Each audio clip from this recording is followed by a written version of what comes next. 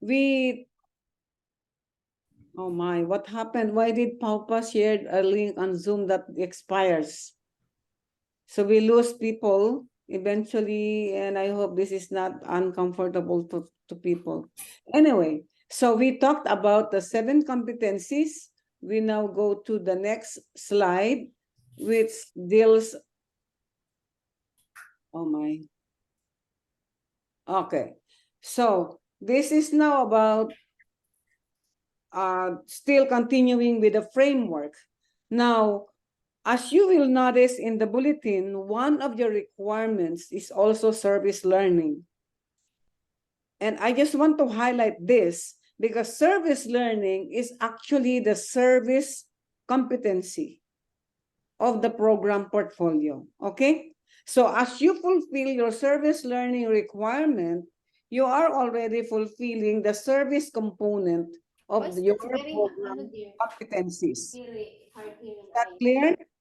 Okay, so both the program portfolio and the service learning portfolio are then. Doc Lenny, you're muted. Oh my, I've been talking. No, just less than 1 minute. Huh? Did you hear some of my speech? What? Yes, we are here. Okay, Yes, we okay. did.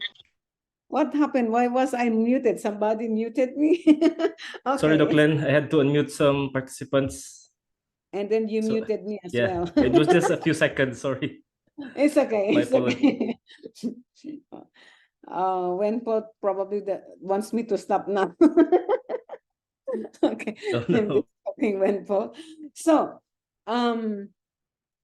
I was just saying that both the program portfolio and the service learning portfolio are presented at the same time because the service learning portfolio is actually the service component of your program competencies. Okay, now let's proceed. Wow. Okay, so when you are preparing your portfolio, as I've said earlier, you should begin during the first course you are taking in your program. You have to intentionally plan how to meet the program competencies using the courses. You see, when the courses are planned by IDAS, they don't have the same competencies.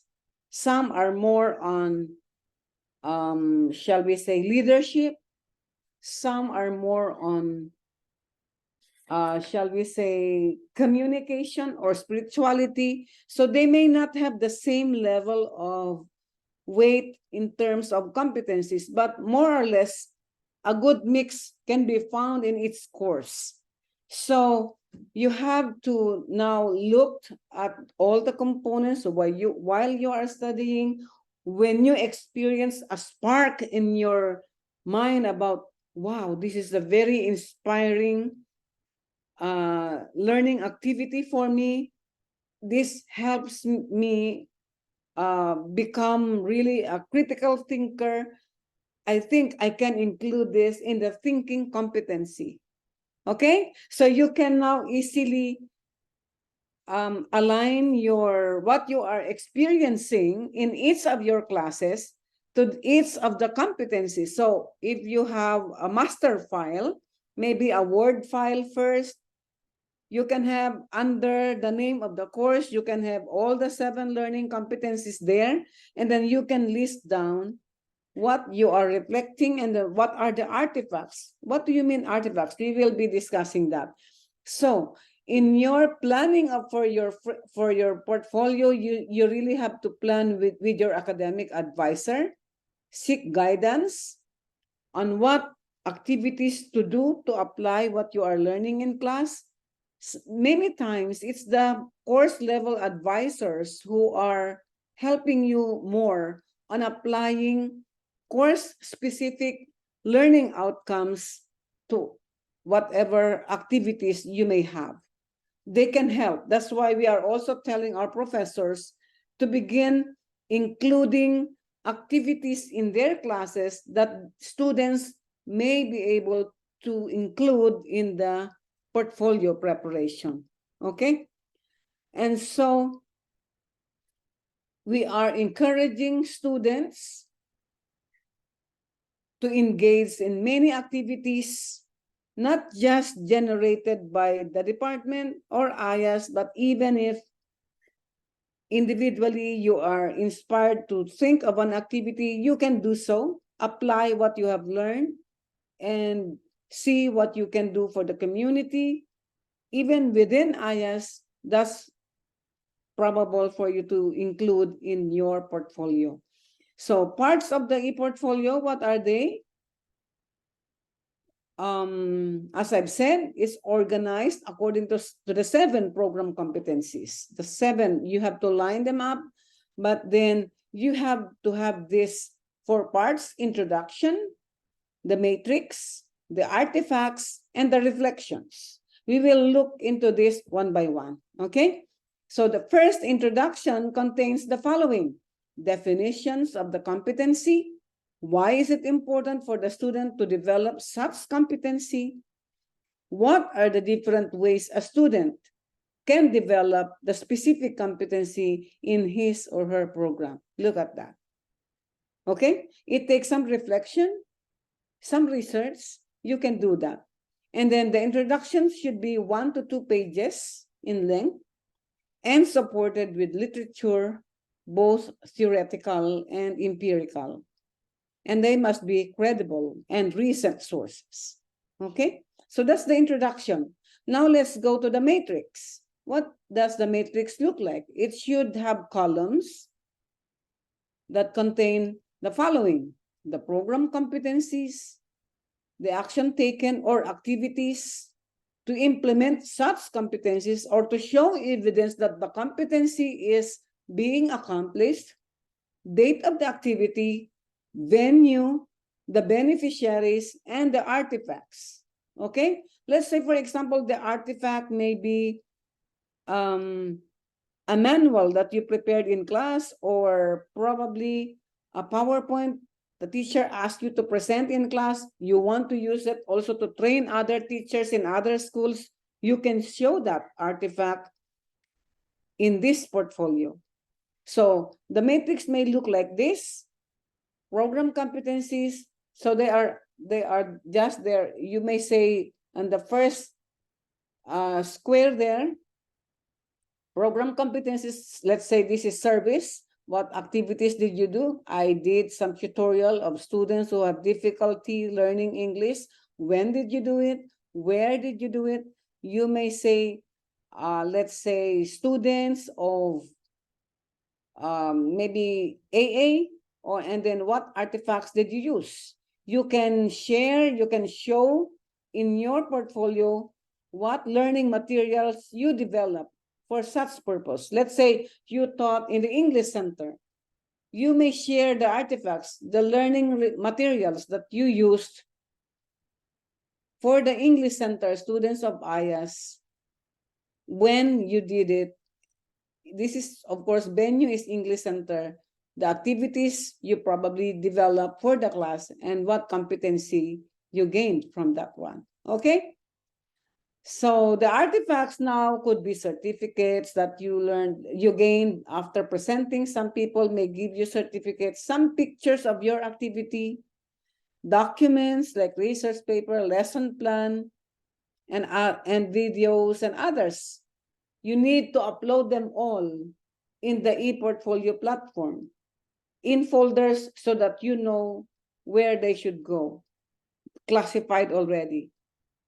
This is what I was telling you earlier, that artifacts can easily be lost if your laptop dies, okay? That's why you really need to be very careful. Make collections early on. Sometimes you forget about the activities that inspired you. Sometimes you lose some of the artifacts as well. So better collect them and make an intentional organization of your collection. But then there are also privacy laws that we need to observe. Like, for example, we had students who showed some pictures of the classes she taught, and if the program portfolio is made available to the public, we cannot just show that without permission from the students or even parents of the young students to be shown if it is to be shared in public. So be very careful about that. If it will be shared in public, then you may make the faces hazy or unclear so that they are not identifiable if you don't have permission to share their faces, okay? And then another one, the reflections. How do you do the reflection? What best practices did the student adopt, did you adopt to develop the program competencies in yourself? What challenges did you encounter and how did you resolve them? And see what insights did you gain from the experience. Okay? Those are what you can write on the reflections. So you present the competency, present how you accomplish the activities in there, and then at the very end, what did I learn from this experience? That's the reflections part. And then how do you prepare? What's the process of preparing the portfolio? Here are some 5 steps: collect, select, reflect, connect, and then present. Let's again discuss them one by one. In collecting, the student collects every possible artifact.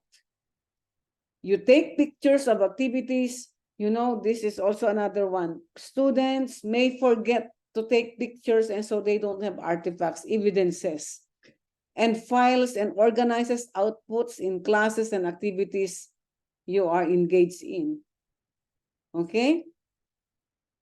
Some artifacts are already identified by the education department for each subject area. Your teachers must know them. They can guide you on the artifacts that they are producing in your class. Select from your collection of artifacts. You now have to select the most appropriate and convincing evidence of your accomplishing the competencies. Excuse me. And then reflect. Catherine, can you please read that one? I'm just... So when we reflect, in this stage, the student engages in reflections, not only at the end of his or her program, but periodically. Among the best times are at the beginning of the program, in the middle, and at the end. For each course, best reflecting moments are at the beginning of the course, in the middle, and at the end. To reflect, the student may ask the following questions. Okay, thank you, Catherine. So I'm just emphasizing here, beginning, middle, and end. You see, that's why it's really important that you begin reflecting from the start of the class. So these are the questions. In the beginning, what are my goals? How will I meet them? What resources do I need? How can I get those resources? In the middle, in what areas am I doing well? Why am I doing well in those areas? In what areas do I need to do better? And what do I need to do better? Finally, at the end of your class, how well did I meet my goals? Which of my goals have I not fully met? What do I need to do? So these are some reflections that you can do. Then connect. The student connects what she has learned in a particular activity with. Look at these 3. With prior learning, with the literature, and with life. With life, that means your experiences. Prior learning, probably other subject areas, or probably previous degree programs you had. And the literature, of course, that requires some research. Okay? You may find that some authors, you may quote some authors, and you may confirm, you may connect what you have experienced in your classes. Present. The final step is to present the e-portfolio in a public forum. This is now the last, to make the portfolio available for the reading public. Okay? Many times we ask students to whether they want the portfolio to be readily available to the public. We don't just make your portfolio available to the public because we know there could be privacy issues, okay? And so finally, evaluation. Your portfolio is being evaluated by the department, either business, public health, or education. It's being evaluated, and we use a rubric to evaluate them. Why they are evaluated? It's a requirement for graduation. And we give a grade of a pass or a fail on your portfolio. So you really, the department assigns a group of panelists from among the faculty to grade you and scrutinize your work before you even present to the public. And we have also a requirement for students to do some self-evaluation on the 7 professional competencies. And the student can rate himself or herself on a scale of 1 to 3. 1 for introduced, 2 for developing, and 3 for mastery. Okay? And so here are the rubrics that I'll be sharing with you. Once I close this PowerPoint, I will show you the portfolio rubric and the presentation rubric. So I will present that to you, but before I show that to you, I would like to say you are never the same as when you first entered IAS. Okay? Otherwise, if you are the same Catherine, for example, the first time you entered IAS and you're the same Catherine who exactly has the same knowledge and skills and abilities after entering IAS, it was a failure. You should be better than before, okay? And the portfolio will showcase that. God has gifted you with more knowledge and skills to be a better servant for His glory. And that is what we want to see in your portfolio. Well done.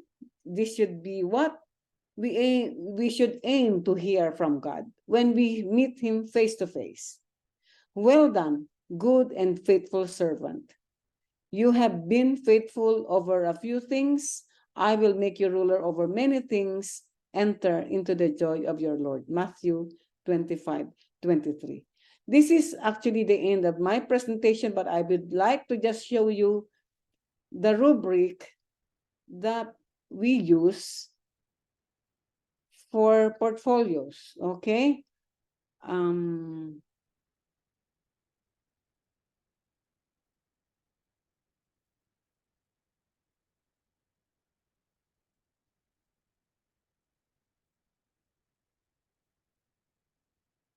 There.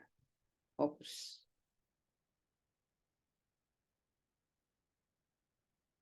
Do you see the rubric?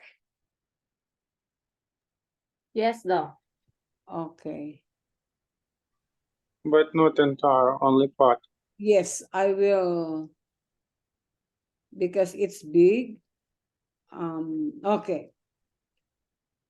This is the rubric. I will show you the whole of it. We need to scroll because this is really big. So this is the program e-portfolio document rubric of the graduate school. I say here education department, but I believe this is also used in other department. So the scoring criteria is here. We can share this to you all. Sources of learning, demonstration of learning. So these are now the experiences. These are now the artifacts, evidence of learning competencies. And these are now the mastering knowledge and skills, the application of your learning. This is now the reflection. We still have the layout mechanics, how you prepare the portfolio, how organized it is. And then the literature. This is your research part of the portfolio when you are citing other references. And of course, you have the Christian worldview, evidence of the integration of Christian worldview in your preparation, and then the overall assessment. The passing score is 24 points. You can see here the score, 4 points, exceeds expectation. I'd like you to just look at this column, okay? Because this is what we want. The score 4. There are how many? E, F, G, H, 8 times 4, 24. Oh my. Why is it passing score? No, that's the perfect score. Sorry for this. This is 8 times 4, 32. Yes, that's correct. Because this is perfect score is 4. There are 8 sections here. 8 times 4 is 32. The passing score is 24. Okay? So this is how it is. It's really big. I mean, it cannot fit in one page.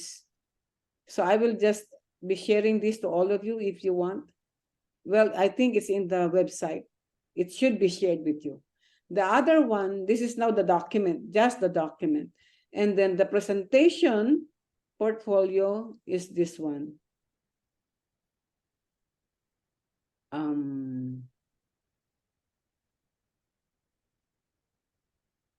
No. Doc, you have 1 minute. Yes, I'm just showing this one. But no. Are you seeing the document, the presentation portfolio? There Yes. Yes. Okay. Yes. So this is now the presentation portfolio. On we also have 6 categories there: organization, language, delivery, content, the details, integration of faith and learning. Okay? And then I would like you also to focus on the 4th column. I mean, the 5th one, which is scored 4, perfect score. So you can see here in the rubric, the expectation of your department. So that's what we are doing in our portfolio and service learning portfolio also. If you have questions, I'm now ready to answer your questions.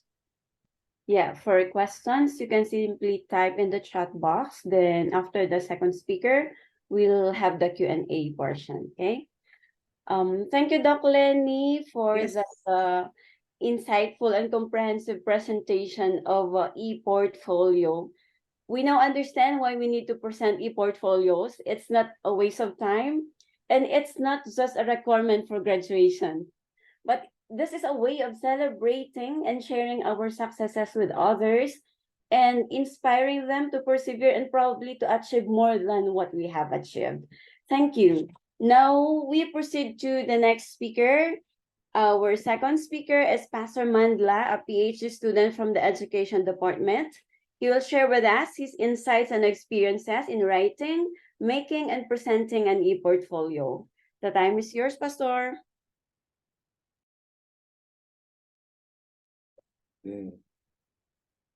Hello, can you hear me? Can you see me? Yes. Yeah. All right. I was kicked out many times. My Zoom was not working, so I don't know how much Dr. Lenny presented, but I'll just present my experience. If my experience is different with what Dr. Lenny shared, just believe the student experience. If the content that I share is different from what Dr. Lenny shared, believe the teacher's content. All right, so I'll just share a few things, then my portfolio, e-portfolio, how it looked like. That was for my master's. And I'll share few things when to start e-portfolio, 1 question, 1 answer, identifying, collecting, and organizing artifacts, e-portfolio platforms that you can use that are available for you, where and how to get the artifacts easily. And when it comes to, oh, what happened there? Let me go back here. All right. When it comes to identifying and organizing the artifacts, I think this one I had Dr. Lenny talked about it. So all our artifacts are based on the 7 competencies or outcomes that we have. And this can be collected and identified using video, PowerPoint, Excel, MP3, Word document, HTML, any document that you can get that can be accessible through the platform that you use, you can use it. So you will need to consider which platform can accommodate the documents or the artifacts that you are going to use. And it's, I think we thank our professors for making our work easy for artifacts. For example, they have given us the department essential learning and what we are required. The difficult part is the competencies. How do I get, for example, service, demonstrate selfless service in classroom and community? How do I collect it and make it visible? That is where the big problem comes in. So I think as students, we need to be creative and be intentional in this, because this is found in our course syllabus. So this is given at the beginning of every class. So this is where you look at it and say, okay, this class requires me to demonstrate selfless service. How am I going to showcase the selfless service? It's either through videos, through the presentation that you did, through the pictures that you have shown, selfless service, respond timely to community needs. So which means this is a practical thing. You need to participate in community services, either inside IAS or outside, or wherever you are, you need to find how you can participate in sustainable service learning. So this is also a part which you need to find out, how am I going to showcase my participation in this service learning? For example, when it comes to leadership, also we have practice service-oriented leadership in professional and personal life. This one, I think at IAS, you can easily achieve it. Please join the organization. If you're part of EDSA, if you're part of ABC, if you're part of SA, if you're part of children ministries, any ministry that you can join inside the church or outside the school, the campus itself, you'll find where you can serve in leadership. So for me, I serve inside in the school organization clubs, and also I serve outside in the community in leadership positions. So these are the avenues you can get these artifacts. So when I go out in leadership, I get pictures, of course, with content. I get documents. I got my PowerPoints that I present in teaching. And number 5 of leadership says, empowers those they serve. So these are the seminars that we can participate. I've participated and given many seminars inside and outside IAS. So these are part of my artifacts. And when to start with ePortfolio and why? When I was taking my master's, I started second semester. Why did I do that? I did not know what was ePortfolio. It was just what I read in the bulletin. So I didn't really think much, and I thought I would do it at the end. But through learning from others, I was able to start at my second semester, and I regret that I did it at my second semester. But when I started my PhD, I made sure that the first folder that I put on my folders for my PhD journey was ePortfolio. All through registration, I was able to collect the artifacts, videos, pictures. I just get and put in my folders, PowerPoints, Word, music. I put it in those folders, and as time went on, I would start now to categorize them. And I realized that creating an ePortfolio is a daily experience. It's not done at the end. and it needs a systematic and alignment with the course objectives, depending on what courses we are taking. And I think I've shared this one. This is where and how you to get the artifacts. Make folders, take pictures, record videos, not only when you do events, you take selfies, take real pictures that tell stories. Participate in teaching, leadership, business activities, depending on your program. Don't be somebody who just go in class, inside the class, home, church, or wherever you go, but be active, be involved in the school organization, outside the community, and globally, you can be involved. And the other thing, participate in conferences, present papers. Where conference is coming soon, and I believe this is an avenue that you can present your scholarship, and this is under scholarship. This is needed. Be involved in community service, know your course competencies, and be creative. So these are the things that will help you to get as many artifacts as you can. And e-portfolio platforms, there are many. We have WordPress, Canva, Wix, LinkedIn, and you can choose which one is relevant for you. For example, we have LinkedIn, but this one is normally for professional portfolios. WordPress is good for academic. Wix is also the same. Then we have Behance, we have Weebly is also good.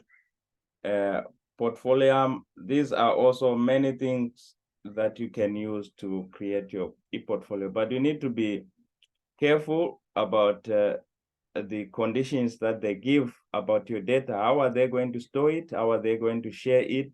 How are you going to access it? I remember I used Wix, I can't remember the name, and after 1 year, it was sold to another owner, so it was difficult. The conditions had changed, so we need to be careful which platforms we are using. So these are the things that I would like to share with you when you are creating your e-portfolio. I hope, let me share with you my small sample of e-portfolio. Let me end here. Stop sharing.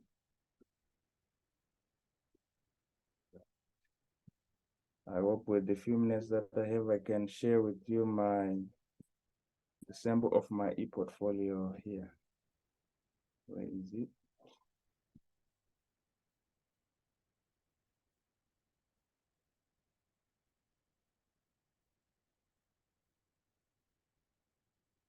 All right, here we go. Can you see it? No. Are you sure? Okay. Can you see it? No, yes, Pastor. Okay, this is, I used a Google site. Why? Because it is constant, and it is, now they have developed it much better than the time I used it. So, and I know that it is not like other platforms that are private that can be exchanged hands as much as possible. So this is my homepage. So you can decide how you want to make your e-portfolio look like. So I have one for introduction. So you can see my introduction that I gave for my state, IAS, how it has impacted me. Then I have a page for service, my service that I did inside and outside, as Dr. Lenny gave program competencies, activities, artifacts. What did I do? How did I accomplish service? Then my artifacts are embedded here. I have service learning portfolio. It's everything that I did, my graduate school e-portfolio guidelines, I have it here. The certificates and the documents that are supporting my artifacts, I have them, the pictures, and some of the highlights of pictures that support the service, and my personal reflection, and my service learning gem that I decided to put here. Then also comes to leadership, still the same. I presented my experience in short, then the competencies and artifacts that I was able to fulfill. And these artifacts which are here are found in these folders, and each folder is different artifacts: PowerPoint, research papers, service learning, assessment project, PowerPoint, pictures, certificate, and other documents, and some pictures that I just like to showcase. The good thing about Google Site is that when I'm sharing my e-portfolio, I can close other files that I don't want that person to see. So I can open only those which are relevant to the person who wants to see my e-portfolio. So this is how I made my e-portfolio. Communication, spirituality, all these are the things that I gathered, and I put all my, you can even artifacts according to how I have accomplished my requirements for my studies. And the good thing, you can even embed videos and music into these e-portfolios. So this, in short, this is the video that I have embedded here. You can see it. And in short, this is how you can prepare your e-portfolio. So the best thing is to start as early as possible. Every day is the day of collecting your artifacts. When you've collected it, it took me, I think, 2 settings to write my e-portfolio and finish it and sort the pictures according to the competencies that I want, because I had already gathered all the materials that I need. But if you have not done it in the beginning, there's no miracle that will bring the things that you did 3 months ago or 2 years ago and they're not recorded. So this is my presentation. Thank you. Thank you, Pastor Mandla, for that, again, experiential and insightful sharing. And let us show our appreciation to Pastor Mandla. You can press the heart reaction or the clap reaction on your Zoom. Thank you, Pastor. We now proceed to the Q&A. We have 1 minute and 32 minutes remaining on our time, on our clock. So let's do this. Otherwise, if there are many questions, then we can log in again. Then we'll entertain the questions. Catherine, Yes, there's a Doc. question from Alexander here. What should we do when syllabi are absent for some courses? Oh, I think it's Doc I Lenny. tell you, Alexander, every professor is required to prepare a syllabus. Therefore, ask for it. If it wasn't given to you, they are expected to give it to you. So you can have it.